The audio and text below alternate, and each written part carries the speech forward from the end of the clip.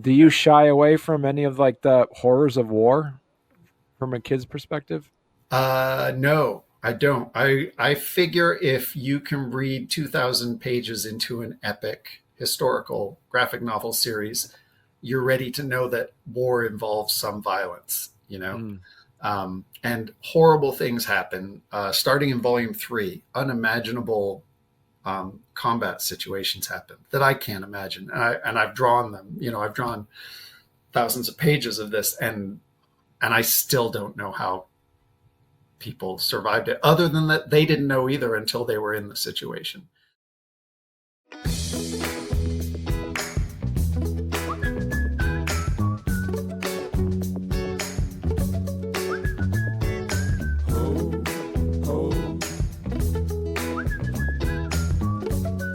Welcome to Storycomic Presents, where we interview amazing storytellers and artists. This is episode 457. I'm your host, Barney Smith of Storycomic.com, and we're excited to have back with us the internationally acclaimed cartoonist and educator, Marek Bennett. Marek, how are you doing? Hey, Barney. And you are also a friend of the show. You've been on. You've been on more than 3 times, and you get the moniker friend of the show. And I should have introduced you as friend of the show when I did that. But great to have you back. So Marek, how you been, man? Okay, yeah, I guess we really haven't sat down and talked comics for 3. It's been 3 years. If it was 2022. Wow. Each of these, so in the Freeman Colby series, I hit a milestone. I guess that year I had been working on it 10 years. So this is like a 13-year project. So it's all about like sustainability and the long game. How do you keep doing these books over several years? And so I was finishing up volume 3 then, and it took about 2.5 years to do that. And then I went right into the volume 4 cycle. And I had hoped when we scheduled this a couple months ago, I said, oh, by July, I'll definitely have an advance copy I can mail to Barney, and we'll have the book ready to go, and it'll be great. And here we are in July, and it's like, oh, wait, it feels like just yesterday we scheduled this conversation. So I'm like I think we were saying earlier before you started recording, I'm trying to just focus on like, what can I do each day that I could share with people, and what can I do that I can bring into the classroom and share, because I visit a lot of schools. And then how do I make sure I get a little bit of this book done, most of which is not very public or shareable. Like it's right.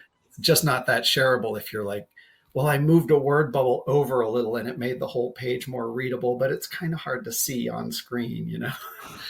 No, so Marek, remind people what your series Freeman Colby is all about. Yeah, it's called The Civil War Diary of Freeman Colby. I hope my desk doesn't fall over as I pull these books off the shelf here. It's called The Civil War Diary of Freeman Colby. And it is about to be 4 volumes long, the series. And it starts from the diary of a school teacher. Volume 1 is the complete diary of a school teacher who quits his teaching job and joins the Union Army in the middle of the Civil War. And when you read it, all the words come out of that diary, and all the pictures I draw to go with them. And it's been one of those projects that started off as a very simple concept. I will copy the words from this diary into my graphic novel, and I'll draw pictures to go around them. And it's really opened up into, it's like I have a cast of storytellers. It's not just one person's diary, because, I mean, surprise, surprise, one person's diary is by no means sufficient to tell the story of a historical situation. It's one person's view. It's one person's intentions. It's one person's narrative. And so I have a lot of different storytellers now that kind of bounce off each other and encounter each other and pick up the story where one diary or letter like leaves a gap. Somebody else can pick it up and fill it in. And that's why it's now 4 volumes. It's going to run to 6 volumes when I'm done with the series. Wow. So where's your other sources that you're pulling from then? Well, it started it started off with just the diary. Right. I mean, we probably talked about this in volume 3 because this has been going on through every volume. It's been growing and changing. But volume 1 is the complete diary, which is a fragment. It doesn't tell his whole story. It's like 1862 to the spring of 1863. And it just trails off. And I thought, well, I'll never know what happens to this guy, but at least I'll have this book that tells that 9-month experience that he had at the start of his Civil War service. And that I put out, that came out in 2016. And some descendants of Freeman Colby actually came across this in the bookstore and said, wow. That's our great grandfather or great great uncle. And they got in touch with me and they mailed me a whole envelope full of like 80 pages of letters that Freeman Colby had also written home to the family that covered the time period at the end of the diary fragment all the way through to 1865. And I later found out those were in the Historical Society. I just hadn't gotten into them yet. They're in the same place where I found the diary. So then I started volume 2 and I thought, well, I'll just make those letters into a book. And it quickly, like, I figured 80 pages of letters I could like condense down into a book, and then I'd have the diary and then the letters, and it would be a 2-book series, and I'd be done by like 2017. But I quickly realized, like, when they're just selected letters or whatever letters happen to survive, there's a letter from May and there's a letter from July 1863, and there's no letter from June. But he was still in the army in June. Where was he? And so it became kind of a detective project. Like, where was he? What was he doing? What was the experience of the people around him if I don't know exactly what he was doing? Or who might have been around him that I could maybe track down and find their accounts? And it became kind of a quilting project of assembling all these accounts to fill in the gaps. And then it got interesting because I realized, he's leaving out, he's selecting details and leaving stuff out that I need to have in this story in order to have a sense of what the details he puts in mean. When he describes a battle or when he describes a city, there's a lot he's leaving out that is right there in the scene. And you really realize that. You don't realize that when you read an account of somebody as they're describing a street or a battlefield or an experience. But when you go to draw it, you realize, there's a lot they don't mention in here. Like if I tell you, I hiked through a forest for 10 miles and then I camped all night and okay, go draw that. Well, you're going to have so many questions, right? What kind of forest? What happened over the course of the night or something like that? Any narrative, when you go to draw it, you realize how many details are missing from it. And how the words are just this stepping stone, and there's so much space between them. And that gap, I just fell into those gaps and started filling them in with other people's accounts. And so how much creative licensing did you deliberately do? My goal is 0 creative licensing because anything that happens in the book has to happen in a primary source. It has to happen in an account where somebody said, this happened. I saw this. I said this. They said this. Everything comes from that. And occasionally starting in the 2nd volume, occasionally I'll add in little comments, or I'll make up a little, somebody might say something or add to or I might compose a conversation out of that. But by volume 3, I stopped doing that. And I started just sticking to I just stuck to the narrative of the sources, but I mix in visual sources. So when I don't have what I need from a text, I'll go to an artist's work. I'll go to paintings or a sketchbook or photographs and find those details and work them in. So my goal is not to take creative license in what happens and the historical details. The creative license I take is I put together sources that maybe were from different but nearby, or same place but different times. I might put them together to give you a more complete sense of what that place and that situation is. Mm. Was there anything then, Marek, in your research where you looked at it from the graphic novel perspective and say, this is history that I'm reading here, but it's not interesting enough to turn the page? Has there been anything that maybe you didn't add to a story, but they actually subtracted Yeah. just because it helped with the flow? There are some things. There are some things in volume 4 that I'm editing around where if he writes a letter to his brother and he writes a letter to his parents and he repeats some of the information, I draw that all out. I draw the exact letters, but there's a couple places where I'm going to have to just consolidate, and because the reader doesn't necessarily need to get that redundancy.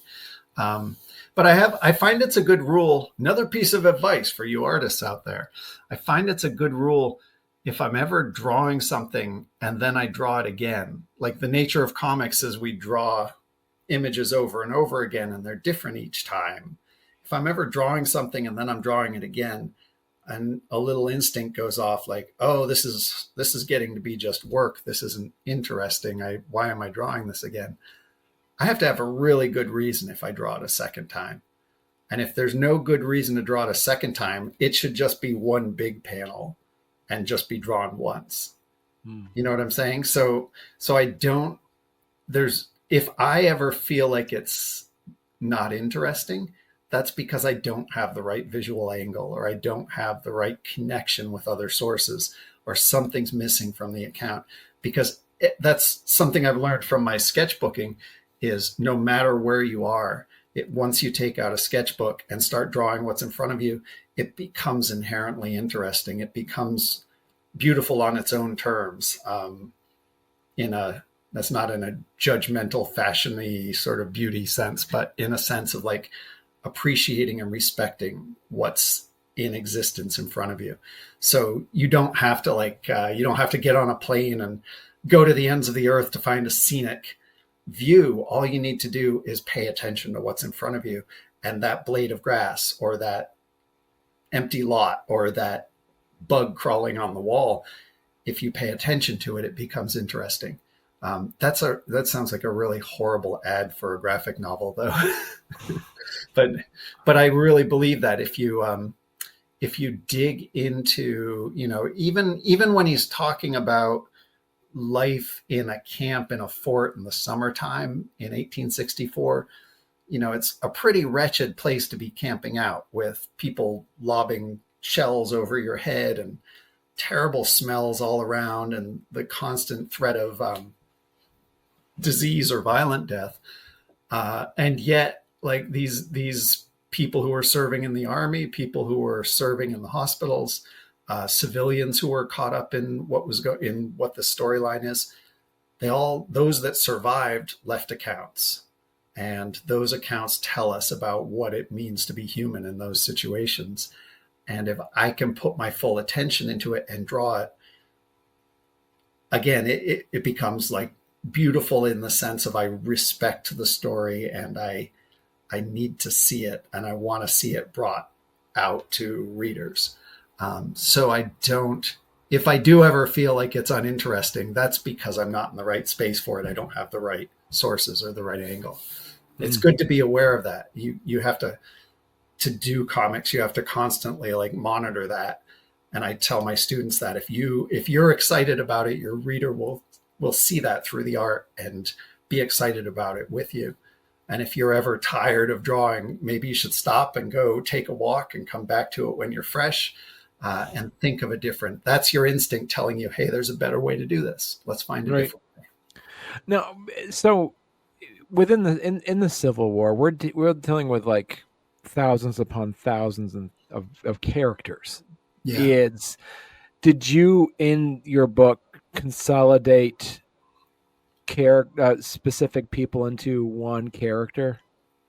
No, for the most part, there are a few unnamed characters who pop up and sometimes voice texts and concepts from a collection of sources.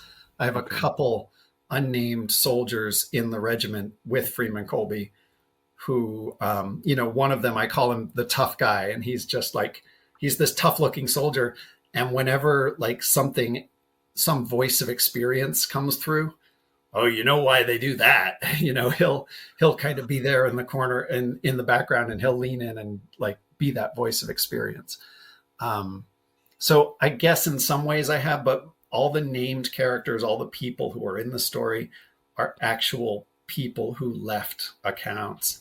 The creative license, or the fictional part, I guess, is that they didn't all meet in this way. Like in volume 3, I show Freeman Colby. I know from his letters that he walked all around Washington, D.C., and he tried to see as much as he could of the city while he was there. I also know he had in New Hampshire. He's from Henniker, New Hampshire, where I, was born and grew up. And he had a New Hampshire connection. The guy who was the sergeant at arms in the Capitol building was from New Hampshire. And they knew each other somehow. I think they had family members in the same town near here. Mm. And so he says in his letter, he went to see Ordway, the sergeant at arms, and he showed me all around. And he doesn't say exactly what he saw, but he says like he gave me the full tour. And that was the very week that the Senate was debating the 13th Amendment. So we'll never know where he was when. Like there's no security camera that's registering that. All we know is he got a full tour of the Capitol building on the week they were debating the 13th Amendment. Did he go and listen to that debate? I don't know, but don't you kind of want to know what that debate was like on that historic day? The 13th Amendment to end slavery in the United States. Maybe he totally missed it, but that I can still bring my readers into the room, because there's a reporter I found who attended all the speeches that week and wrote for a Detroit newspaper accounts of what she noticed. And one of the things she noticed that I try to pick up on the stories that get kind of shed or forgotten out of the mainstream storytelling that you see in, the Ken Burns Civil War or something. Which because it's so short and focused, it's only 8 episodes or only a dozen hours or something. So it has to focus down a lot, but I can spread out a little more. And I found this reporter who saw who's reporting on the speeches. She also mentioned up in the gallery, there was a whole section of segregated seating. And from the Black community there in Washington, D.C., there were people who dressed in their finest, who came in and sat and listened. And when everybody else went home, they were still there in the gallery, listening to every single speech and debate for the 13th Amendment. And so they become my eyes and ears, and I can pick and choose from the congressional record. And what speech do we want to show to represent that? If we only give ourselves 2 or 3 pages, to show that. And so it becomes the creative process is like choosing which sources we're going to include in this account and where to say, okay, this might not be exactly historically accurate in that Freeman Colby might or might not have been in that room at the time. But the historical accuracy is that this happened and somebody made the speech and somebody noticed this about the crowd there. And I'll put all those pieces together, and that's what I'm going to draw. And then I put a little note at the back saying, hey, reader, this is how I assembled that scene, and here are the sources. So you can go. That's what makes it nonfiction, really, is you can go. And if you are interested in the scene that I've drawn, you can go look up those sources and see how I did it and see the snips and glues and joinery that I did to make that scene happen.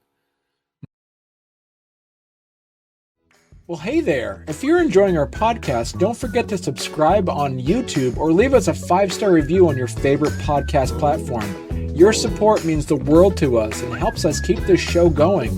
We love hearing from you, so any feedback is welcome. And thank you for being a part of our podcast family and for all your support. It truly means a lot to us. As you say, you're working on volume 4. Has there been any surprises that you've uncovered that you didn't know about earlier about the Civil War? Yeah. One of the one of the delights about volume 4, two things come to mind. First is, even though, like you say, there's thousands and thousands of people involved, hundreds of thousands, millions of people involved, and probably hundreds of thousands of people who left accounts, right, that we can get to and see and hear in their own voices.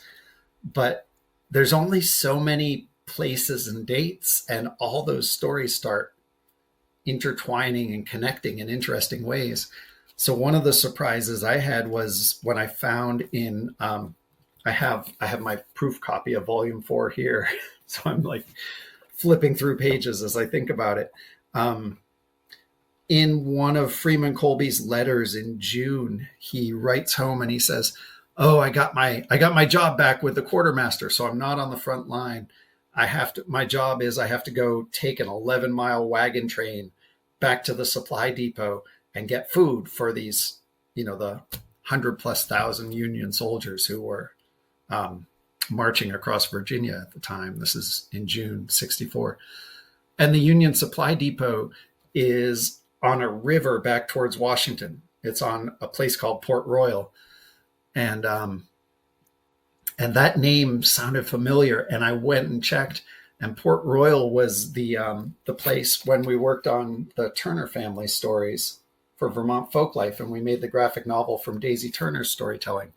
Her dad, Alec Turner, was born in Port Royal and grew up there and was enslaved there all his life up to the Civil War, when he liberated himself and went and joined up with the Union Army.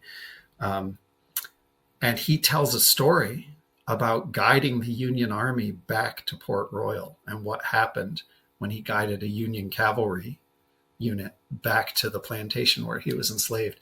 And I just thought, wow, that's too much of a coincidence that these two storytellers I was working with on totally different books have this tie to this place that was crucial to their survival in very different ways. So I worked him into volume 4. That's the creative license I can take. I'm like, all right, well, I don't know where he was exactly in June of 1864, but it's possible he was helping out with the supply train, or someone like him. I know someone like him was helping out with the supply train. So he can stand in, and as they bring those wagons back, he can sit with Freeman Colby. When the day is done, they sit around a campfire and he can tell that story. So I bring him into the story. And that was one of the neatest surprises, to realize that their paths didn't cross at the same day, but they crossed in that place. Right.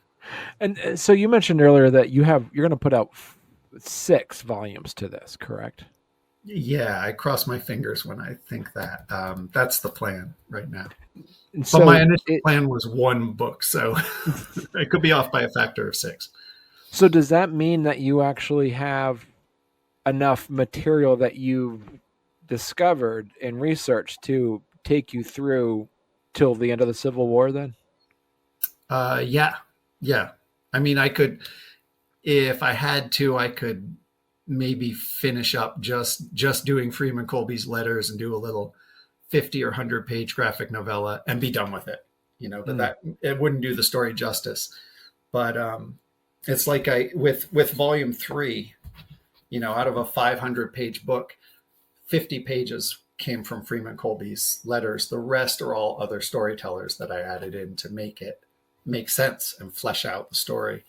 And without that, you wouldn't have a sense of the world where it's happening in 1864. But this one, volume 1 covered 9 months, and it's a shorter book. Volume 2 covered all 12 months of 1863. That was my goal for volume 3, to cover 12 months, but it's only 5 months, and it's even longer than volume 2 because there's so much happening in that spring. And volume 4 is going to be about the same. It's going to be about 450 pages, but it's really only covering 2 months, it turns out. My goal was to cover 4 months, but there's so much to tell in the summer of 1864. And that means to wrap up in 6 volumes, I'm going to have to be really economical to cover the presidential election of 1864, which which I thought I might be drawing around the presidential election of 2024, but it just hasn't happened yet. So I'll keep working on it. So there's a presidential election.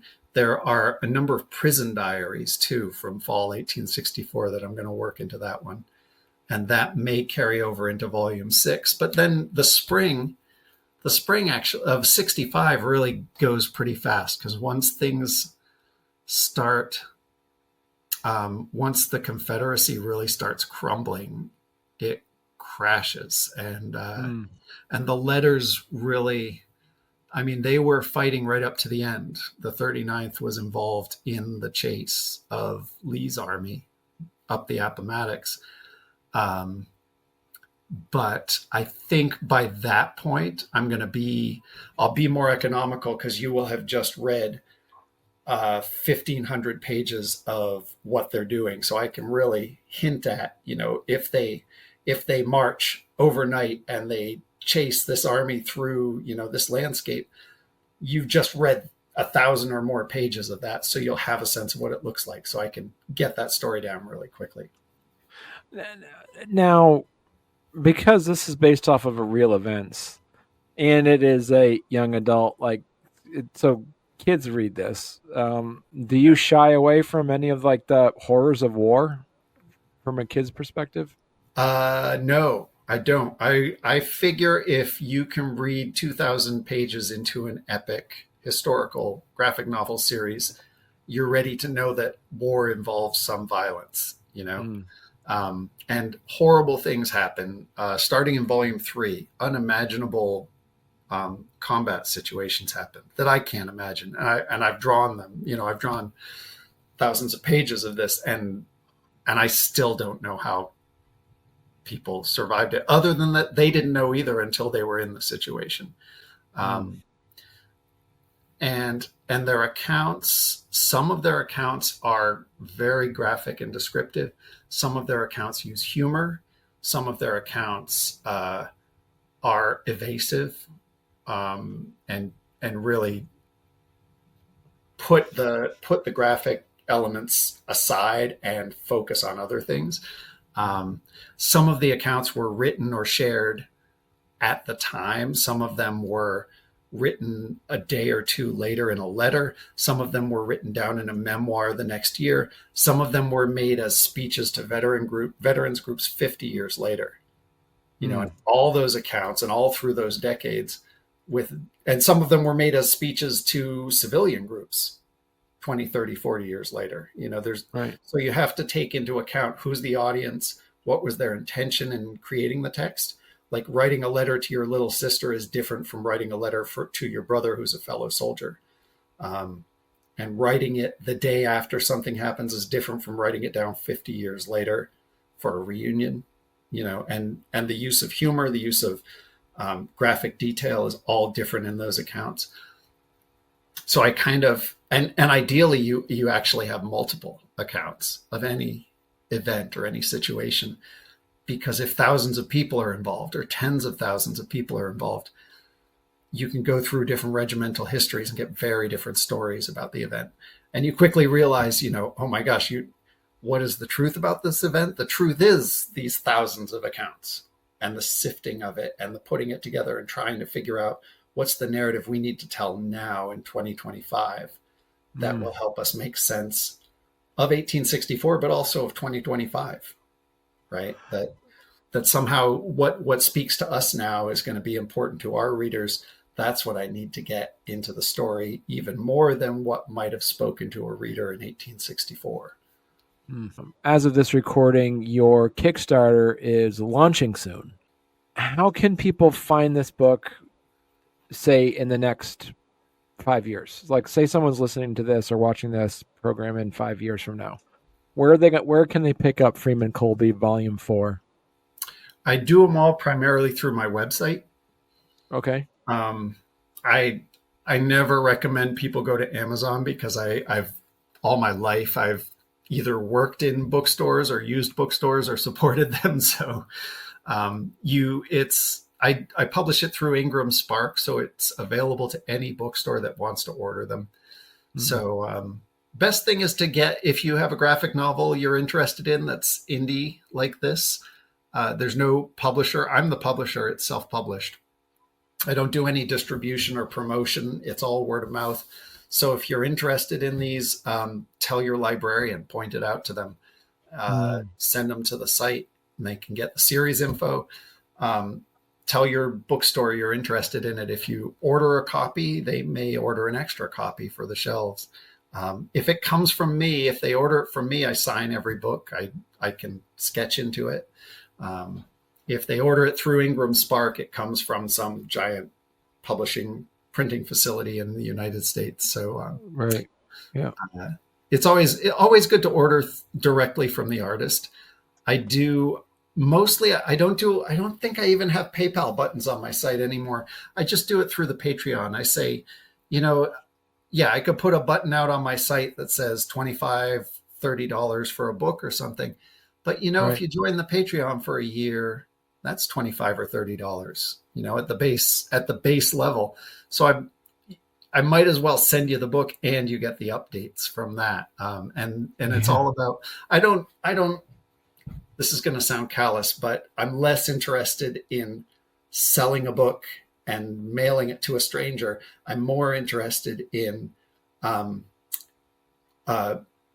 being able to share the process of making the books with people who are interested in the books.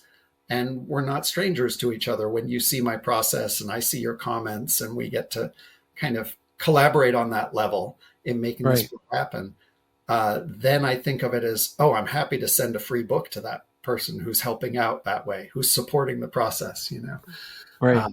And I even have a free books page on my site. It says free books for schools and libraries.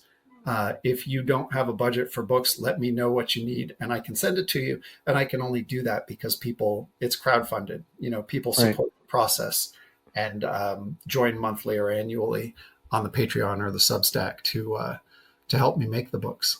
Because like I said, it takes 3 to 4 years to make each book. Right. And the book sales do not support, my lavish lifestyle here. No, they do not support my simple lifestyle, just for 3 or 4 years. So, so it's really those relationships in between the books that we have to develop here. Yeah. So you can go to marekbennett.com and you've got plenty of links there to talk about some of your comics workshops there. All your books that you've done on there, they can contact you. But as you say, join your Patreon. You have an amazing Patreon page. Oh, thanks. Yeah. Well, as I'm drawing stuff, I tend to work fast. So, because we didn't really say these books are stick figure comics, for primarily because historically I don't know what a lot of this stuff looked like. I don't know what a lot of these characters look like. So I draw stick figures, and it's very simple. The art is as simple as possible, and then it's faster to edit, so I'm less attached to anything. So I can redraw a page. I can do 3 or 4 drafts on a page. So I'm drawing a lot. I try to draw 1 to 3 pages a day when I'm doing the bulk of the book work, and that'll go on for a year or two. So if I have 1 to 3 pages a day, pretty much every day I post something from the project. And so readers get to see that happening in real time. You see the page, you see the sources and a couple thoughts about it. And there's always new stuff going on. So like we started with, before we started recording, like we were saying, share it, just share what you have. If it's in process, if it doesn't feel complete, put it in front of readers and see how they react to it. And you learn so much about it that way. It's really changed. Doing it that way, it's really changed how I make the books. All right. Well, listen, Marek, so when you have volume 5 come out, you have to come back on again. We'll talk about that.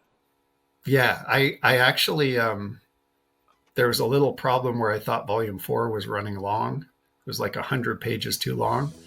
And then I realized that's not a problem. That's the start to volume 5. So I got a little jump start to volume 5. All right. Thank you so much, Marek.